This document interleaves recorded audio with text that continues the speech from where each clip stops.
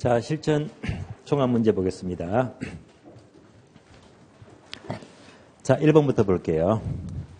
공공용지 확보 방안과 관계된 사항은 모두 몇 개인가? 용지 확보를 물어요. 자, 이 문제를 왜 냈을까요? 우리 시험은 여기서 문제가 두 문제 나왔거든요. 초창기지만은요, 역시 두 문제가 나왔기 때문에 경험을 쌓는 거예요. 용지 확보. 자, 기업번 토지은행제도는 용지 확보 맞습니까? 맞죠? LH공사가 용지를 미리 싸게 확보하죠. 그래서 적시에 파는 거잖아요. 용지 확보 O가 되고요. 니은번요. 토지거래 허가제는 용지 확보 맞습니까? 아니죠. 여러분들 공법 공부하시면 토지거래 허가제 목적이 뭐죠? 투기 억제죠. 그래서 투기 억제가 목적이지 용지 확보가 결코 될 수가 없습니다. 틀렸고요. 디귿번요. 개발이익 환수는요. 용지 확보 맞습니까? 아니죠. 개발이익 환수는요. 어떤 사람이 땅을 갖고 있어요. 그런데 옆에 저기 크게 개발되니까 덩달아 땅값 올라가잖아요. 얘가 개발이익이 돼요. 용지 확보가 아니고 개발이익을 환수하잖아요. 이것의 목적은 뭡니까? 땅 가진 자, 땅 없는 자 간에 형평에 맞지가 않잖아요. 그래서 개발이익을 환수합니다. 결국 얘는요. 형평성 확보가 목적이지 용지 확보는 아니에요. 형평성 확보가 목적입니다. 틀렸고요. 협의 매수, 매수하면 용지 확보 맞죠? 맞습니다. 미연번 토지의 공영 개발은요. 자, 공적인 주체가 바로 토지를 강제 취득하죠. 수용하니까 용지 확보 맞습니다. 토지 선매도 사는 거죠. 용지 확보 맞습니다. 그러면 확보가 몇 개입니까? 4개죠. 정답 3번요. 4개가 맞습니다. 문제 2번요. 투자의 위험과 수익에 관한 설명이다. 옳은 것은 모두 몇 개인가를 묻습니다. 자, 기업번 평균분산 결정법이 나옵니다.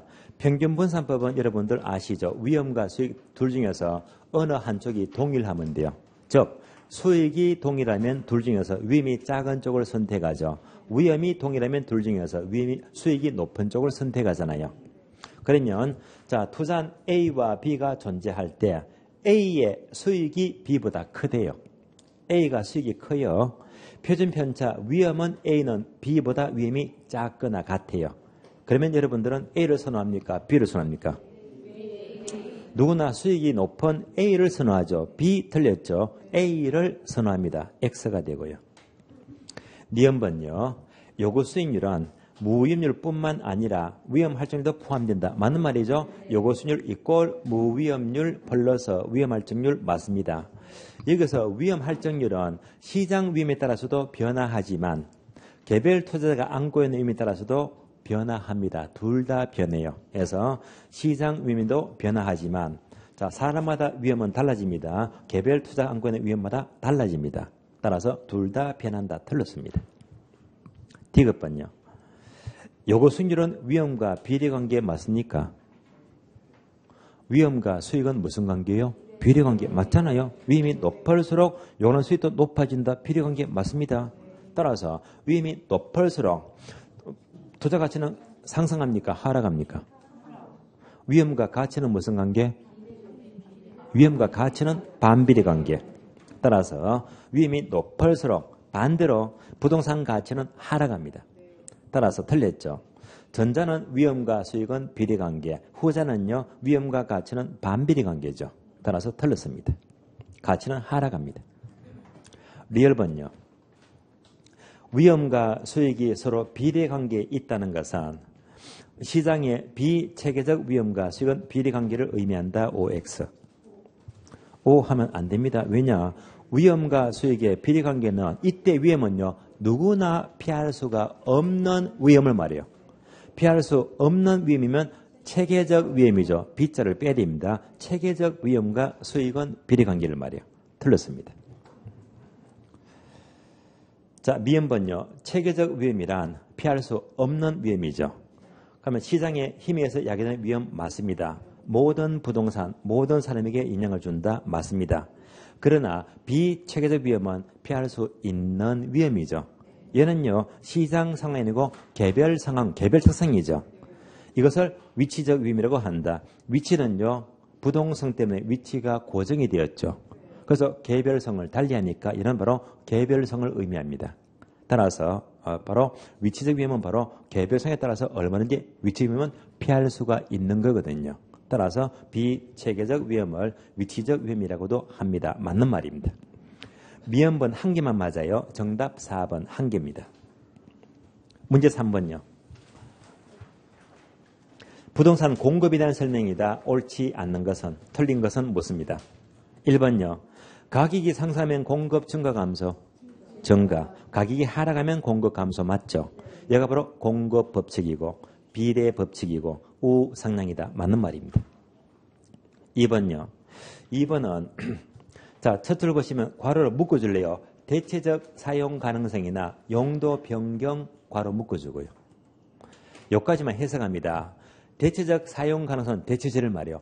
대체제가 많을수록 탄력, 비탄력, 탄력적이죠. 용도 변경이 다양할수록 탄력적이죠. 괄호 묶은 것이 바로 탄력적일 때를 말이요. 그런데 이것을 제한하는 법규가 많으면 비탄력적이죠. 그러면 기울기는 가파라진다. 맞죠? 옵니다. 3번요. 단기 공급 곡선은 장기에 비해서 단기면요. 탄력, 비탄력. 비탄력이죠. 기울기는 가파라진다. 맞죠? 옵니다.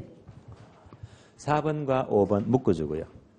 4번은 지문이 눈에 익었을 거예요. 다른 조건이 일정하다면 완전 경쟁에서의 부동산 공급량은 자, 한계 비용과 평균 비용과 가격이 모두 일치하는 점에서 균형은 이루어진다. 맞죠? 이때 한계 비용은 다른 말로 공급이죠. 한계 비용은 공급 곡선과 같은 말이 되고 또 완전상은요. 가격과 수요가 일치한다겠죠. 그래서 가격 곡선이 바로 수요 곡선, 수요를 말이에요. 그래서 수요와 공급이 일치하는 점이 균형이 된다는 말입니다. 맞습니다. 5번요. 시장 전체의 공급 곡선은 개별 공급자의 공급 곡선을 수평으로 모두 합한 것인데 이때 공급 곡선은 평균 비용이 아니고 한계 비용 곡선입니다. 틀렸죠? 공급 곡선은 한계 비용 곡선이죠. 평균 비용 틀렸습니다. 정답 5번 틀렸고요. 문제 4번 볼게요. 다음 중 집약도를 높이는 요인은 모두 몇 개인가? 이 문제도요. 초창기 과거 시험은요. 2번 출제가 되었어요. 지문 다 묶어서 물은 거예요. 집약도를 높이는 요인입니다. 기업번 가격 상승은요. 집약도를 높일까요? 낮출까요? 중심이 땅값 비싸면요. 고층 빌딩 짓죠. 집약도를 높인다는 말입니다. 공급이 부족하면요. 집약도 높인다 낮춘다? 높인다 맞죠? 옵니다. 디귿번 생산비 상승은요. 집약도를 높인다 낮춘다? 다시 말하면요. 생산비 상승은요. 건축비가 너무 비싸요. 고층 아파트 지을 수가 있다 없다? 없지. 따라서 생산비 상승이 아니고 하락으로 고쳐야 됩니다. 건축비가 하락한다. 생산비가 하락하면요. 얼마든지 집약도를 높일 수 있잖아요. 따라서 디귿번은 틀렸고요. 기술이 향상되면 집약도를 높일 수 있죠? 맞습니다. 경쟁률이 증가되면 집약도를 높일 수가 있죠? 역시 맞는 문장. 인구가 증가하는 만큼 집약도를 높여야 됩니다. 규모경제, 얘가 바로 대규모를 말이요. 대규모 하는 만큼 평균 비용은 절감된다고 했죠. 이것도 집약도를 높이는 요인이 됩니다. 그러면요. 생산비 상승만 틀렸고 나머지 6개가 모두 맞죠. 정답 4번 6개가 맞아요. 다시 박스 보시면서요. 과거 시험은 이렇게 나왔어요. 다음 중에서 집약도를 높이는 요인에 속하지 않는 것은 해서 지문 물으면서 틀린다. 규모의 경제는 맞는데요. 규모의 불경제하면 틀린 말입니다. 이렇게 틀린 답은 나온 적이 있고요. 또 미연번요. 경영효율의 증가인데 경영효율의 감소하면 틀린 말입니다. 이렇게 각각 틀린 답으로 출제가 되었어요. 자, 정답 6개죠. 정답 4번요. 문제 5번입니다. 다음 자료를 활용하여 건물의 복선 가격 구하시오. 단 감가수정은 정액법으로 가려. 정액법 공식 떠올려야 되겠네요. 정액법. 정액법 공식은요. 복선 가격 이꼴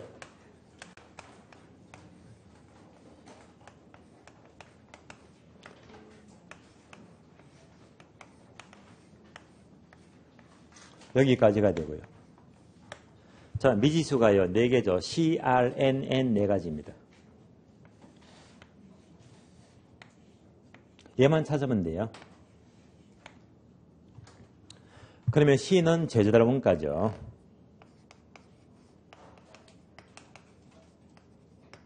다음에 라지 R은요, 장가율이 되고요.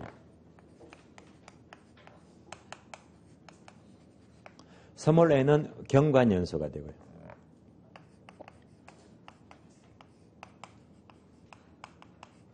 라지 n은 전기간, 전내용 연수가 돼요.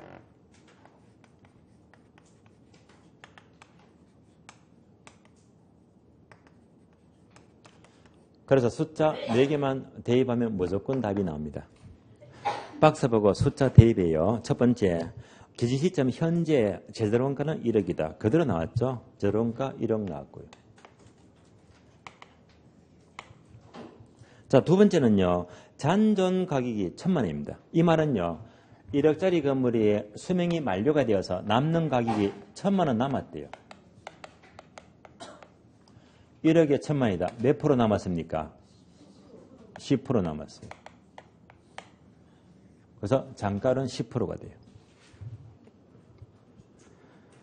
다음 세 번째, 전 내용 연수가 30년입니다.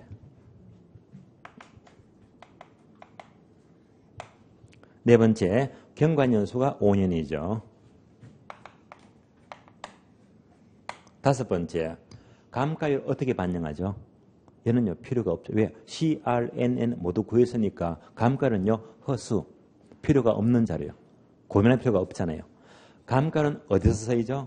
정률법. 정률법이 감가율이 일정하잖아요. 그래서 정액법과는 관계가 없는 자료가 돼요. 감가율 버리시면 되고요. 요대로 계산하면 돼요. 1억 1-0.1이죠. 몇 번에 몇? 30번에 5가 돼요. 이대로 계산합니다. 그러면 소갈로 풀자. 얼마가 돼요? 0.9죠. 약분하면요. 6분의 1이죠. 0.9 나누기 6 하면 얼마가 될까요? 0.15가 돼요. 그러면 1에서 0.15 빼게 되면 다 풀었죠. 0.85가 돼요. 따라서 1억에 0.85는 정답 8,500만 원입니다. 정답 8,500이 되고 정답 5번입니다. 다음에 문제 6번요. 부동산 시장에 대한 설명으로 타당하지 않는 것은 틀린 것은 무엇입니다. 1번요. 부동산 시장은 시장 경제 원리에서 거래 시 매매 당산에 있어서 새로운 부동산 가격을 창조하는 기능을 가진다. 시장 기능은요. 자고가 정량 암기했죠. 자고가 가격 창조 기능 맞는 말입니다. 2번요. 부동산 시장은 시장 경제 원리에 의해서 주도가 되므로 부동산 경기가 호황일 경우에 중개활동은 매도자 시장이 된다. 얘는 암기했죠. 상도, 하수 암기했죠. 상도, 하수. 자, 그래서 상향 시장은 매도자를 중시하고요. 하향 시장은 매수자를 중시합니다. 상도, 하수. 요거 묻잖아요. 호황이면 상향이면 상도, 매도자 중시 맞습니다. 불황이면요. 하향이죠. 그러면 하수, 매수자 중시와 맞습니다. O입니다. 4번요. 효율적 시장이란 새로운 정보가 지급시 즉각 가치에 반영된 시장 맞습니다. 그리고 부동산 가격은 장래 수익의 변동이 예견될 때 반영이 돼요. 즉시 반영이 돼요. 즉시 반영이 되죠. 예를 들면요. 만약 오늘 아침 신문에 기사가 떠요. 자, 서울시 외곽지역에 그린벨트가 있는데요. 이 그린벨트가 자, 다다음 달 자, 그러니까 9월 1일부터 전면 해제 다 풀린대요. 이 기사가 뜨면 예견되는 거잖아요. 이때는요. 9월 1일부터 땅값 올라간다. 지금부터 올라간다. 지금부터 즉시 반영이 돼요. 따라서 예견될 때 9월 1일부터가 아니고 지금부터 즉시 반영이 돼요. 맞는 말입니다. 4번요. 실제로 할당 효율적 시장 개념 자체가 완전 시장만 의미한 것이 아니라 불완전 시장도 얼마든지 할당이 될 수가 있죠. 맞는 말입니다. 5번 틀렸는데요. 부동산 시장은 부정성으로 인하여 단기 거래가 곤란하다. 이 말은 뭐냐면요. 단기 거래가 곤란하다는 것은 바로 얘를 말해요. 부동산 시장은 매매 기간의 장기성 들어보셨죠? 매매 기간의 장기성이다. 사고 파는데 장기가 소요되는데 얘가 뭡니까? 바로 단기 거래가 곤란하단 말입니다. 자, 그 이유가요. 매수인과 매도인으로 비교합니다.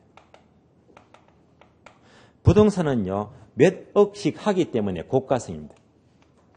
고가성 때문에 사는 쪽은요. 10년간, 20년간 계속 모아야 됩니다. 얘가 바로 구매자금 축적의 장기성입니다.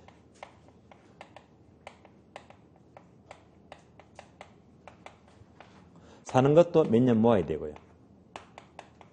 파는 것도요. 몇 억씩 하기 때문에 금방 팔 수가 없잖아요. 몇 달 걸리고 심지어 1년 더 걸리니까 얘는 바로 황금성이 곤란하다. 황금성의 곤란성입니다.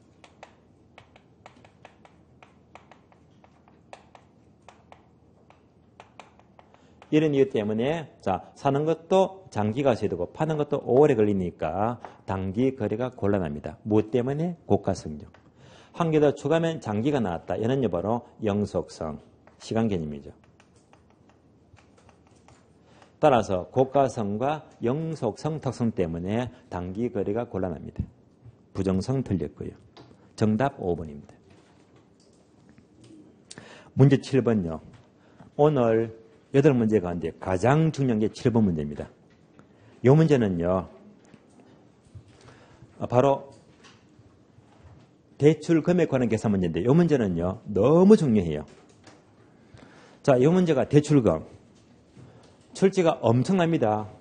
18, 19, 20, 21, 22, 23, 24회 때만 안 나오고요. 25, 26, 27, 28 요거 빼고요. 10 연타석입니다. 상상을 초월합니다. 이 문제가 딱 나왔다요. 이 문제는 정말 빠르게 확실하게 풀어야 됩니다. 왜요? 너무 많이 나왔기 때문에. 올해도 정부가 대출 규제하고 있잖아요. 이 문제가 거의 이어서 굉장히 중요합니다. 턱 A급이죠. 아주 중요합니다. 근데 이 문제가 딱 나는데 이런 문제는요. 바로 공식부터 확실히 들립니다. 이 문제 나오면요. 너무 중요하기 때문에 얘는요. 미리 딱 벼르고 있다가 나오는 순간 그래 잘 나와서 무조건 내가 풀어 하면서요. 빨리 풀어야 됩니다. 그런데 입보자마자 어떻게 풀지? 문제는 봤는데 하면서 문제를 끌려가면요. 큰일 납니다. 아시겠어요? 아주 중요해요. 공식부터 봅니다. 첫 번째. LTV가 나와요. 두 번째. DTI. 세 번째가 부채 감당률입니다. 부채 감당률.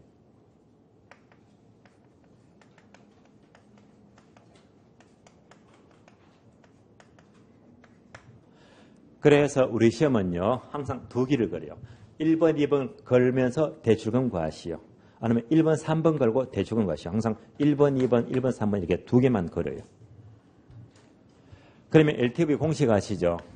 분모가 부동산 가격이 되고요. 분자가 대출금입니다. 바로 대출금이 나옵니다. DTI는요. 분모가 연소득입니다. 분자는 원리금 상환액입니다.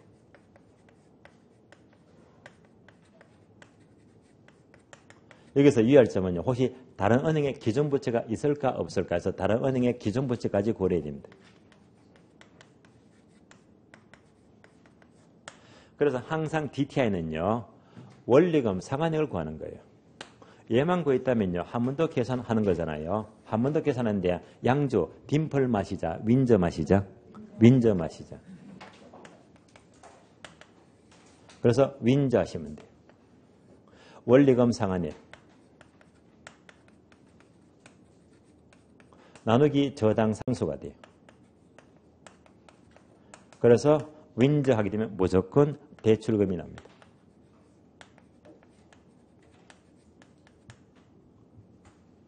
이렇게 대출금 구합니다.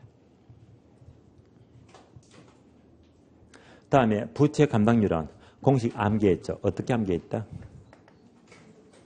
순두부, 선영업소득, 나누기 부채 서비스입니다.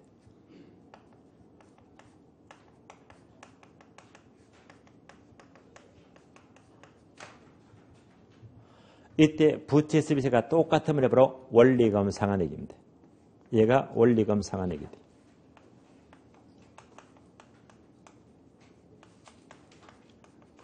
따라서 이 공식도 뭘 구하는 거다? 원리금 상환액 구하는 거예요.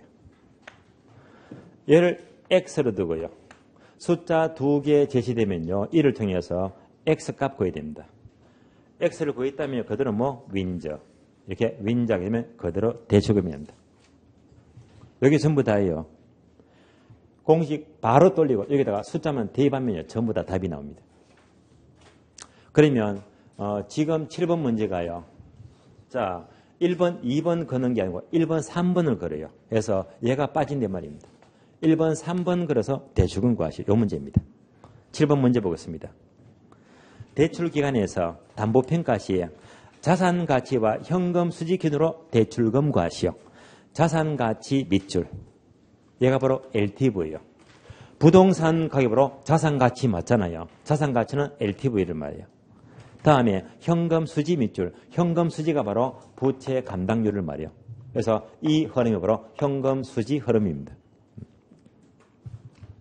그러면 이제 이 두 개 갖고요. 그대로 박스 보시면서 숫자만 넣어주면 돼요. 박스 봅니다. 자, 부동산 자산 가치가 얼마? 20억. 부동산 가격 20억입니다. 두 번째, 순영업 소득이 1.2억이죠. 순영업 소득 1.2억 나왔잖아요. 세 번째요. 대부비율 LTV가 60%다. 대부비율이 60% 나왔고요. 네 번째요. 저당 상수는 윈저. 저당 상수가 8%잖아요. 마지막으로 부채 감당률이 1.5네요. 부채 감당률 1.5가 나왔다. 대입 끝났습니다. 계산만 남았네요. 그러면 20억에 60%가 몇 억? 12억. 따라서 LTV 12억입니다. 대출 가능하고. 다음에 3번입니다. 자, 이렇게 숫자 나왔으니까 X가 구할 수가 있잖아요. 어떻게 구하죠? X를 넘겨주면 돼. 그러면 1.5X 이꼴 1.2억입니다. 일단 억을요. 잠시 생략하고요. 이것만 풉니다. 그러면 이제 X가 구하면 되겠네요. 다시 1.5를 넘겨줘요. X값 이꼴 1.5분의 1.2가 돼요. 그러면 X값이 얼마 나와요? 0.8이 나와요. 얼마? 0.8억입니다. 0.8억이면 몇 천만 원이죠? 8천만 원. 따라서 원리금이 8천만 원 나왔습니다. 그대로 윈저하면 돼요. 그래서 8천만 원. 나누기 0.08, 8% 나누기 하면 돼요.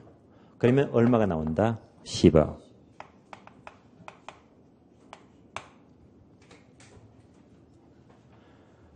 자, 정답 몇 번이에요?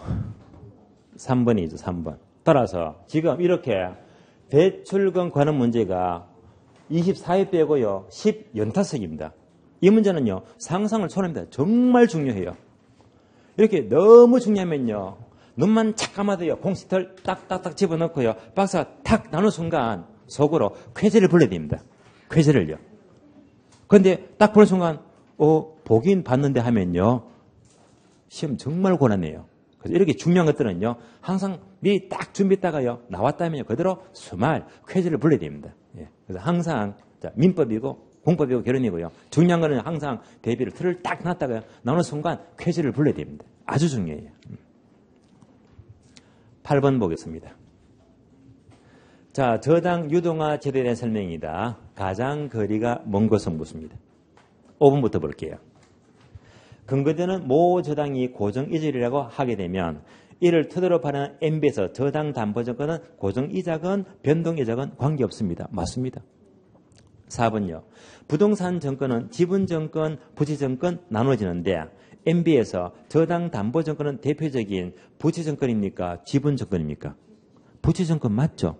이자가 목적이죠. 따라서 MB에서 부채정권 맞습니다. O입니다. 3번요. MB에서와 ABS를 비교합니다. MB에서는 저당담보증권, ABS는요 자산담보증권. 그래서 원리가 동일합니다. 다만 자 MB에서는요 첫자 M이 다르죠. 그래서 M이 뭡니까? 모기지, 저당채권. 따라서 저당채권을 기초로 하는 점이 다르다. 맞는 말입니다. 2번요.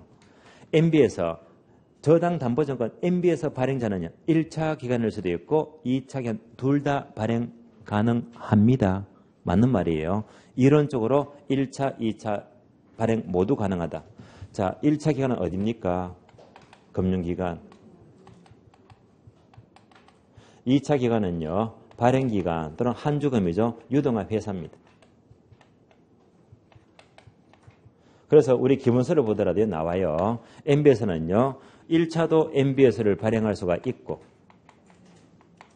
2차도 둘 다 발행할 수가 있다. 그런데 은행은 일부러 이를 발행 안 합니다. 왜 안 할까요? 둘 다 발행하면요. 중구난방입니다.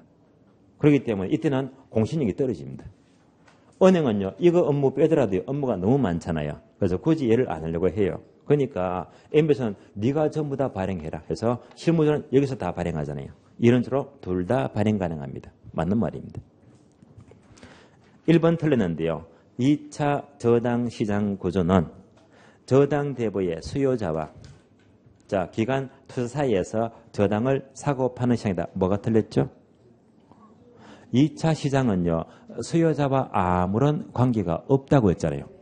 저당 대부를 받은 차입자, 수요자는 아무런 관계가 없어요. 따라서 수요자가 아니고 누구? 금융기관. 따라서 금융기관과 투자 사이에서 저당을 사고 파는 시장입니다. 정답 1번 틀렸고요. 여기까지 보겠습니다.